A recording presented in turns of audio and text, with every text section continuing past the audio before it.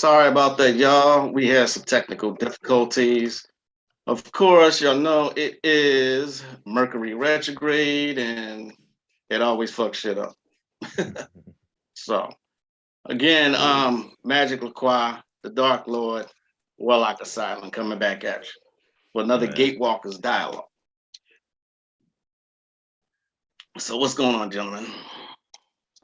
Enjoying a nice cold New York 11-degree winter. You said it's Absolutely. like 11 degrees there? Yep. Cold one tonight Damn. and yesterday. And I do not tomorrow. envy y'all. Damn. Oh, well, I'm chilling in Texas. Texas is good. What's it like in Texas now? It's like in the 40s, but like at night, it is in the 30s, like, at freezing.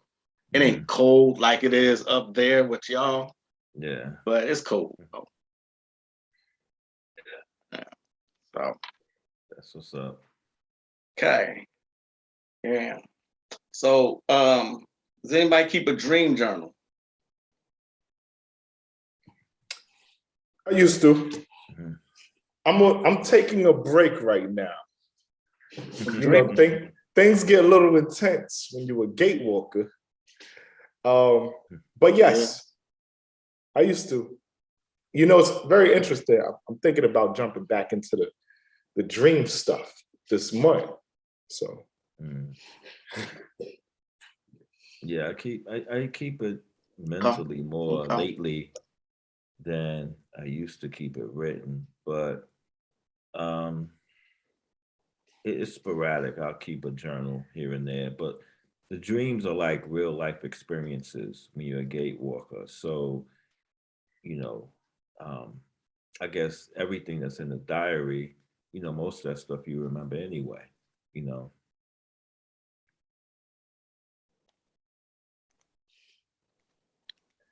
Yep. You hit on some stuff with that, Warlock, with the dreams being real life experiences. Like, I think a lot of gatewalking is dealing with like mastery over navigation in the astral realm.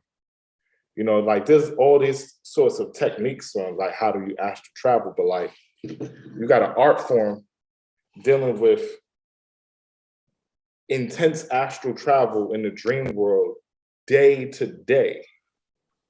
And that thing gets real deep. It gets real serious. And if you don't have the right instructor to navigate you through, it can be very dangerous.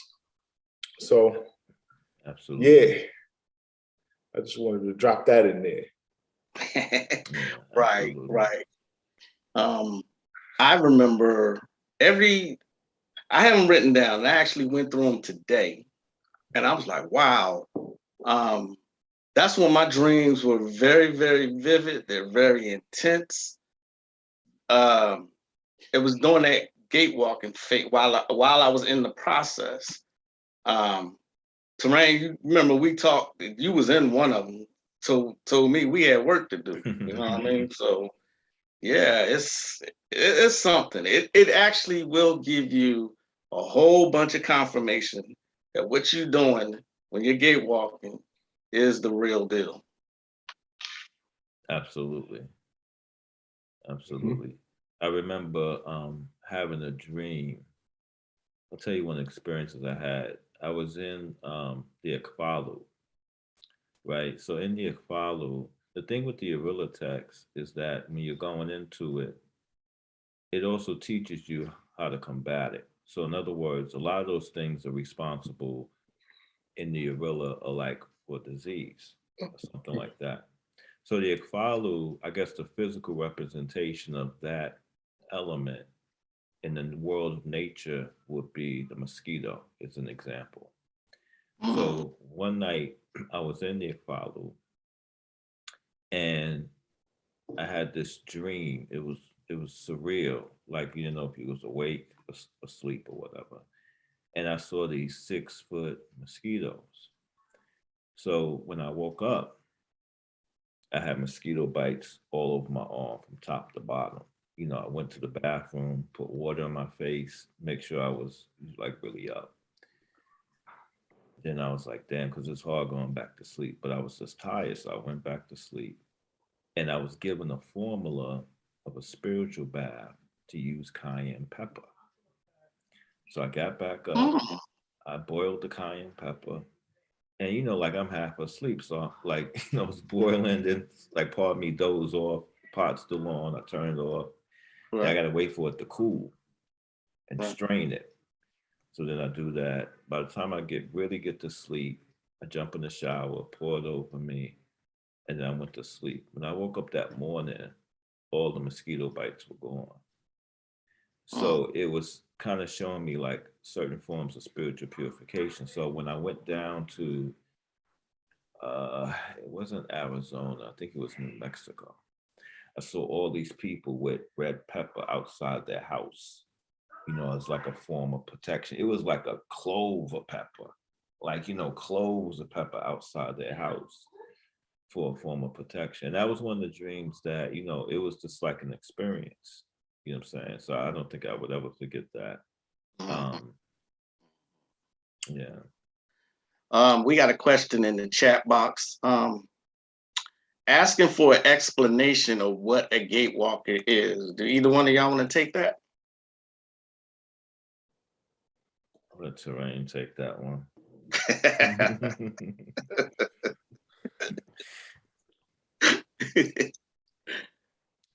A gatewalker is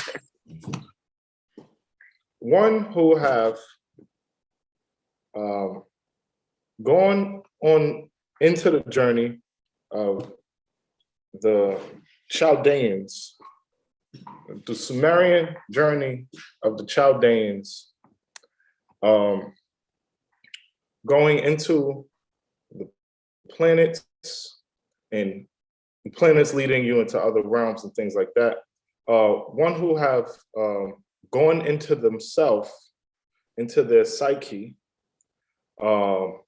and completed initiation through the planets, who have been crowned through the planets, through going into their initiations, an initiation into a very old secret society that exists in the astral realm, and of course, as above, so below, also exists in this realm.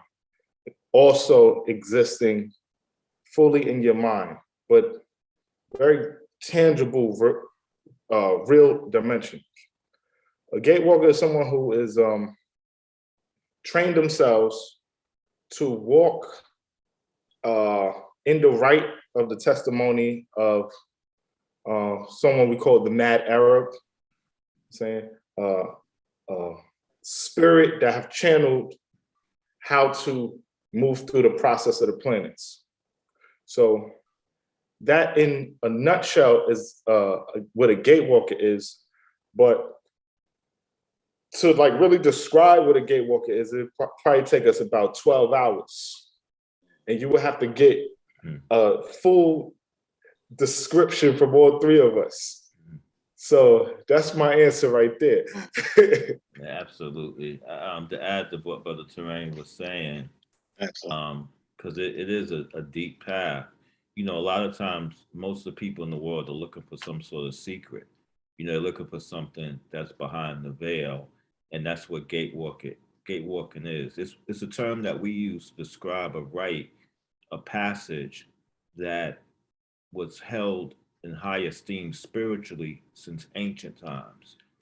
Gatewalking, it's explained in different religions in a more watered down way, but the path that we're talking about was held, like Brother Terrain was saying, by the ancient Chaldeans. So that's the right that we use to get to that knowledge, because that's the original right. But you could see it in other religions. Like, for example, Christianity, Jesus is called the Son of God, which is what the babies that were born from the sacred marriage rite was called. He was fathered by Gabriel, which represents Yesod. That's the first gate. He started asking the scribes questions, which is the second gate, which was Nebo, the Mercurial gate at the age of 12, which is the number of the Babylonian god Nebo. And then, we don't hear about his journey until he's baptized at 29 and a half years old, which is how long it takes Saturn to go around the sun. So, as Brother Terrain was saying, that's the planetary journey, but it's similar to nature in the fact that the rites themselves, which you could research, whoever's asking this question, deal with revolving around a certain object to acquire the essence of that object and unlock it in our consciousness as it's already placed there, I Okay. want to add one more thing. Okay. This is the closest thing that you can become to a Jedi Knight tangibly. Absolutely. Right. Yeah. Absolutely. He's absolutely correct. Yeah. Yeah. So hopefully that answered your question. Portia asked that question. And let's see. So what y'all think about dreaming? Since we're on that subject, why is that dreaming important? Do you think it's important? Why is do we think dreaming is important? Yeah. So much on this round don't make sense, Mm-hmm. and is incomplete. When you establish tangible dream experience, right? And when you move in where it becomes real, life actually starts to make sense. Because a lot of things in the dream world's realms, way more complete. When you come back here, you really dreaming. You go out there, you living. You'll go less crazy if you navigating properly. So dreaming is very important because of that. You know what I'm saying? Dreaming is fundamental and spiritual, anything spiritual. So I'll say that much. Yeah, for me, it's a way that the ancients believe that dreaming was just as important as your waking life, and that you can actually solve problems during the dream state or the so-called dream state. And like I said, deities actually do communicate through that method. And so lucid dreaming is very important. It's something it's a skill that should be mastered, in my opinion. So that's all I wanted to add to that, to what Terrain said. Yeah, dreaming is that other life. It's part of who we are. Human being life is somewhat limited, maybe to 80, 90 years or whatever, or maybe it's just short in comparison to some of the things around us. But the body, the dream body, the astral body, lives much longer, and part of our journey here is to solidify that body and to mature it, to cultivate it, to be able to pursue that. Dreams give us a direct reflection of our own psychology, how our subconscious works, and our subconscious is responsible for bringing in 90% of our experiences. And as the brothers mentioned, it's also uh, a portal through which the deities communicate through to us, because you know so that world of dreams is a part of life just as much as our reality is. You know? Dead but not dreaming. Not dead but dreaming. I'm sorry, I said it wrong. Not dead but dreaming. Yeah. Okay. All right. I got another question in the chat.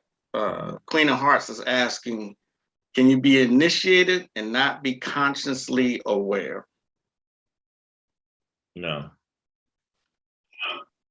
no, that's not going to happen. A lot of times, I'll give you an example. You know, you can do something, and somebody says, you know, oh yeah, I had the experience. Like we could be talking about something. Oh yeah, you know, I had the experience, because they're thinking, you know, of trying to assimilate what we're saying. But there are people who are born with gifts. I think we discussed that even in our own work. But to be initiated into something and not be aware of it, that's like a person getting a high school diploma and is not aware of it. You know, so it's sort of like that sort of thing. A person can have knowledge of reading, writing, you know, the alphabet. Um, but even in those situations, it's not getting a diploma. It's just being aware of those things. So initiation is a willful art. It's like being born. You know, you're conscious. It all deals with consciousness. You know, so I know the brothers have their own experiences with initiation, but our experiences are all the same. It's not like a phantom zone where things are not defined. They're very well defined. I can ask Terrain, you know, what was his experience in the Ishtar gate, which is a gate of initiation that we go through amongst the other seven. The same thing with Brother Magic LaCroix. And they would tell me the same exact experience because it's real. It's like if you go traveling somewhere, you say, hey, have you been to the Swiss Alps? And, you know, Pierre was working on the, you know, he was working on the lift and everything like that. And they say, yeah, I met the dude, you know, that sort of thing. That's how it is. It's not something that's like a phantom where you just stumble into something and, oh yeah, I think I have that. Initiation is extremely real. Here's some of the qualities, and I'll let the brothers expand on a little bit more. But when the moon turns full, we get completely lucid. When planets go retrograde, we get warnings ahead of time. Planets may communicate with us through appearing with someone who's ruled by that same planet. It's not something that is like stumbled upon. You're actually going into an astral lodge. If you go into your Eurolitex, you may get a dream that you disfellowship. If you come back in the right of the elder ones, you may have a dream that you're reinstated. So it's not anything that it happens unconsciously. Great answer. Brilliant answer. Yeah, Warlock dropped some secrets in there. Yeah, you did. I just felt like, you know what, because a while, and it's not to offend the questioner, but it's in today's reality, I think that we spoke on the previous show, there's so much watered down stuff going on that, you know, the statement has to be kind of emphatic that this is not any watered down hocus pocus stuff. It's real technology that is serious. You know what I'm saying? It's a serious step, you know? Yeah, very serious. Sure. Absolutely. So gate walking is left-hand path. I wouldn't say that. I wouldn't say that at all. Because it's not. I wouldn't say that. But go ahead, Terry. Go ahead. Yeah. No, I was going to say it's not that linear. Yeah, it's really dictated left or right hand path. That's linear thought. Yeah. Yeah, that's all I'm gonna say. Absolutely. Yeah. It's I don't even know how to describe as far as what he just said. You know, it's really an ancient rite of passage, like Warlock alluded to earlier. And you know, that left hand, right hand, that's not it. That's not it at all. And I think I could speak with the brothers Terrain and Magic LaCroix. That left right thing is a realm in itself that you get beyond in your spiritual maturity. Mm-hmm. You know what I mean? Everything exists. The underworld exists, the land of living exists, heaven exists. Someone who's living in the land of the living, if they're attuned, I don't think they could be one or the other, you know, sort of thing, because we're caught between two realms. So the idea is to know your lower self and the ability of your higher self. You know what I'm saying? It's not a hocus pocus path. It's the real deal. Everyone who's gate walked knows that if you put someone through gate walking, they're gonna know this is the real stuff. All that, all in your mind, and that's garbage. And when you get to the gate walking, that stuff becomes garbage. So these philosophies of left hand and right hand path, it's almost as if, how well can you operate if someone cut below your stomach off, or if someone cut your head off? How well could you operate? That's left hand, right hand path stuff. Right. Because it's going to exist anyway. You know what I mean? So we don't really get into that. Right. We do have a moral structure, and that's given to us from the higher worlds. We all get the same epiphanies, at the same time, So I'll just leave it at that. So I know Terrain is like, man. Moral structure, huh? Yeah. Handed down by deities. Yeah.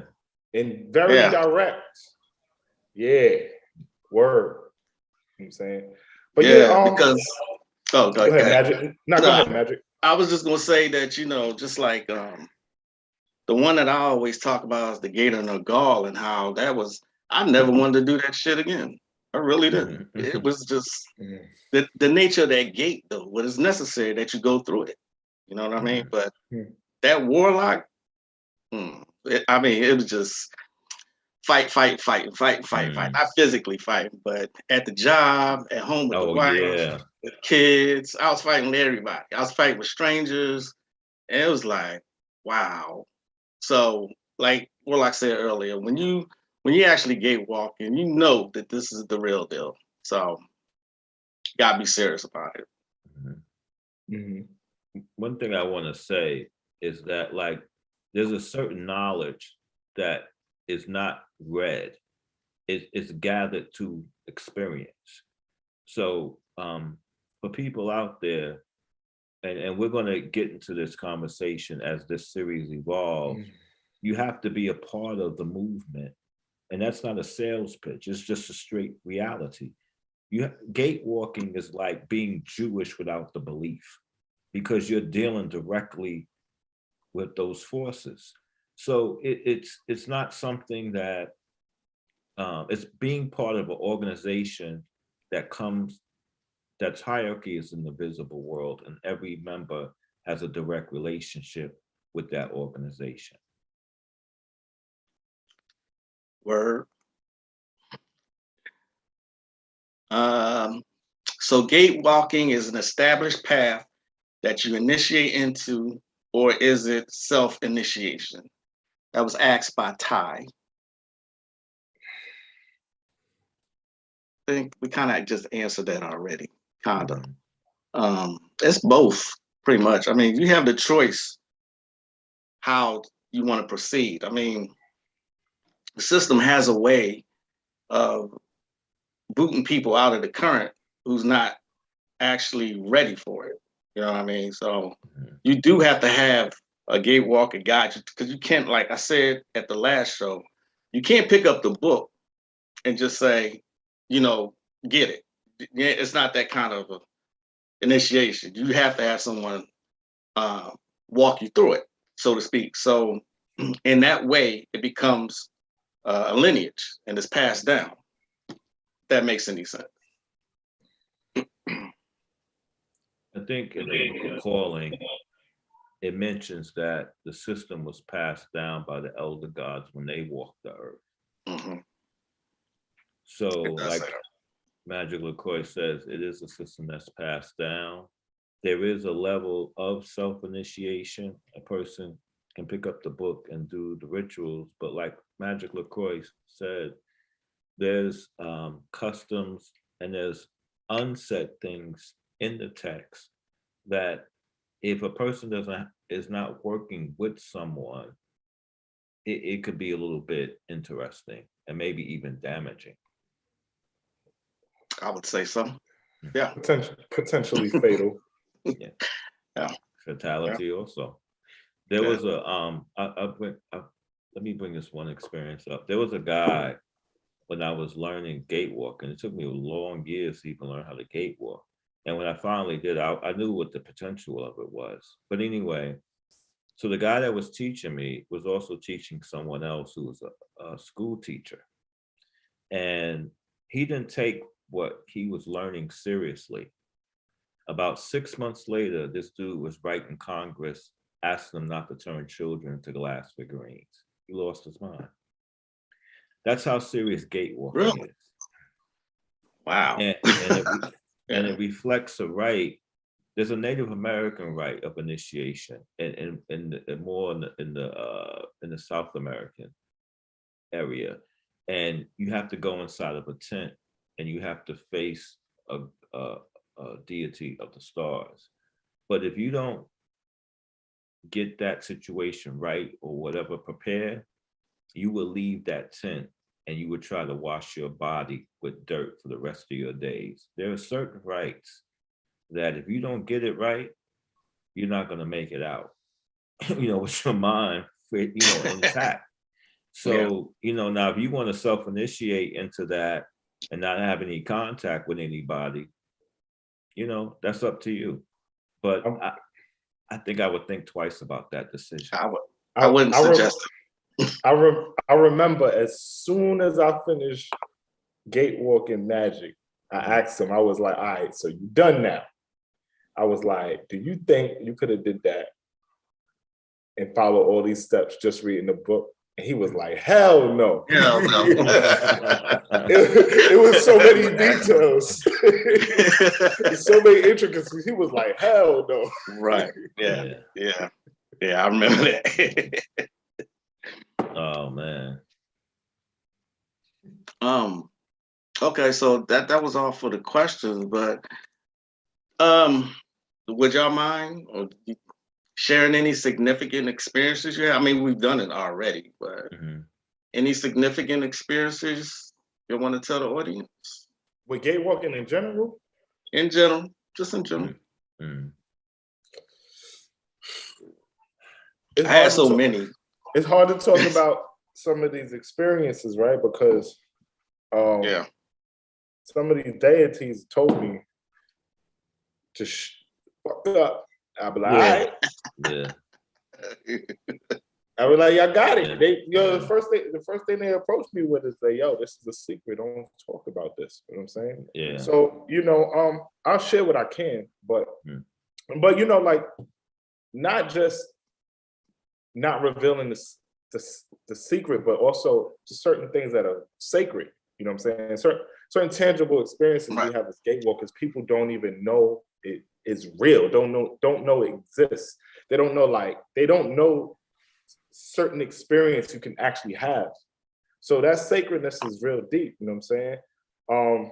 But like, if I wanted to go into one experience, I remember I was in Barnes and Noble, right? And I was reading the Necronomicon, right? The red and black book by Simon. And it was this old man. He came right behind me. He was like, do you know anything about genies? I was like, yeah, I know a lot about genies. And then I turned around for 0.2 seconds. He just disappeared. He just disappeared. I turned around, he was gone. I was like, oh snap. Yeah. You in gatewalking, you come in contact with a lot of different jinn, and it's so consistent that they showing you that they real. You like, yo, I'm in like Aladdin for real. Like, this is the real deal. This is the real thing. That's so cool. But like, I feel like that our people need that right now. You know what I'm saying? They need to experience real bona fide magic. You know what I'm saying? So that's one experience. Person just vanished right in front of my eyes. It's at Barnes and Noble too. It's crazy because I had a lot of experiences At at Barnes and Barnes and Noble. Noble. Yeah, yeah, yeah, yeah. What books do y'all recommend? I'm reading out the chat again. What books do y'all recommend to learn about gatewalking? I think we kind of covered that in the last one. Mhm. About yeah, I think we kind of talked about it. The Necronomicon itself, of course. Yeah, But the other books by Simon Gates of the Necronomicon and yeah. Dead Names, you know, I think those are probably the best place to start. those are the best places. Yeah. Yeah. Yeah. Mhm. Let me see.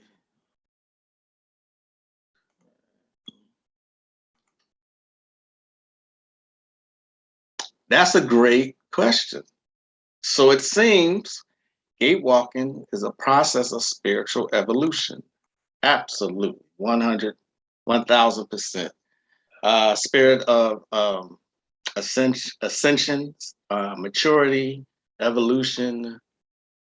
Absolutely. I've grown so much from the gatewalking process What- and from all the experiences I've had, from all the lucid dreaming I've had. Um, it's just there's really nothing like it. I remember when when me and Terrain was talking about it before I started, and he said to me, you know, it's rough. He said it's hard, but it's so worth it. I remember him saying that. And I was like, okay, I'm gonna trust you with this shit. But um, yeah, uh, That's right. very much. He's like, what? Yeah, Mhm. yeah, It's yeah, it's definitely the way Brother Magic LaCroix described. I want to reflect on the comment Terrain had mentioned with his experience because it's something. It's ironic that this came to me a couple of days ago, but um, one thing that's unique about gatewalking for those who are not aware, and it really gives you the real edge of the system, is that part of it is not about ego. It's a very egoless path because you're going to have to deal with sides of yourself because as you're walking, the demons that are in you and the good sides will appear in front of you in certain ways, not like a phantom, but just in recognizing the states of emotion that you may have in you, your desires and stuff. All of this is purging itself out, or you got to deal with it directly as you're going through this process of initiation, and it teaches you about yourself. The second thing that I would say that is absolutely um, great about gate walking is that when you complete the first segment of initiation, the planetary initiation, your slate is wiped clean. You know, people don't get that scripture in the Bible where it says that the wages that sins pays is death is about initiation. Because when you walk through that valley and you get to a certain place, you feel relieved. And when you reach your initiation, the first part of it, you are awarded spiritually. So your conscious, your heart, you know is there. It's not like it's truly reflective of the old ways because now people feel good about certain things. But when you're in tune with that force in that invisible world, there's nothing that could take that away from you. right. and you know, for my anybody who follow astrology, dealing with a planet, an aspect of this is a planetary initiation where you intimately getting to know the planets. Whatever karmic defects or whatever you've had, you have a chance to write it with the planet directly. You got 30 days. The planet is like, okay, this, and this is up with you, and I'm gonna put you through this, and we're gonna straighten this out. You changing your whole zodiac chart doing rights like this. So it's a real dope technology. So, by the end of it, so much about like I said, with your slate white clean, it's real dope. Word. Word. Yeah. Word.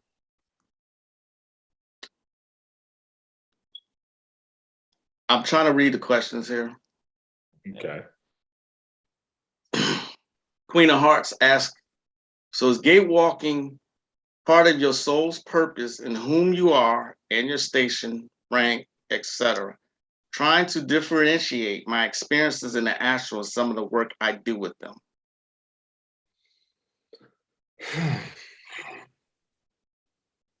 What is?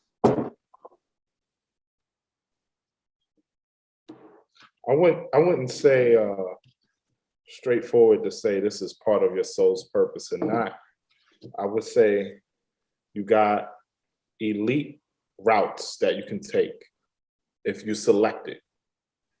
And these elite routes have this serious technology, right? And gatewalking is along the lines of an elite route that have a serious technology. Of course, it would advance your soul because it's elite, spiritually elite. You know what I'm saying? The type of people that gatewalk are specialists. You know what I'm saying? Expert scholars. You know what I'm saying? People like psychiatrists, psychologists, people who really study and practice and work hard. They cycle around to something like gatewalking. So it's for those type of people. And of course, if you have a certain DNA that you're forced to have strong communication amongst the gods. The other thing too is that to go along with what Brother Terrain was saying, in order to understand your soul's purpose, you have to see the world clearly. And you have to be not in a compulsive state or not under the influence of planetary forces, but ignorantly, right? One of the oldest conceptions of sin came out of Babylon. It's in a book, I think it's called The Babylonian Conception of Sin. And it was written in the turn of the century. And it mentions that the Babylonians thought that sin began out of ritual impurity. So in the technology of gatewalking, we get to a place where we can see clearly how man was formed. And from there, we can take up our purpose. You know, like Terrain said, it's a class of elitists because a lot of people don't know why they're in the world. They don't know where they came from. They don't know, you know, I mean, like they don't even, you know, it's like a lost technology. So to have, be able to have contact with that technology, that gives us a clear vantage point of seeing our purpose rather than trying to make one, and we don't even know why we're in the world. You know? And the three of us are working on something, and perfectly said, perfectly said. We are working on something, so just stay tuned for that. Yeah. You know. All right, it looks like we don't have any more questions, and we're around the 50-minute mark. I want to close it out here. Or... We good? I really appreciated this build right here. I liked it better than the last one. I really liked the last one. Yeah. The Warlock came through with the smoke. Magic. I need one of those. I need one of those Necronomicon necklaces. I need one of those. Yeah, those are dope, man. I gotta get one of those. Etsy store. You gotta put your Etsy store in the description because you got some good products there. And we definitely got to get that going.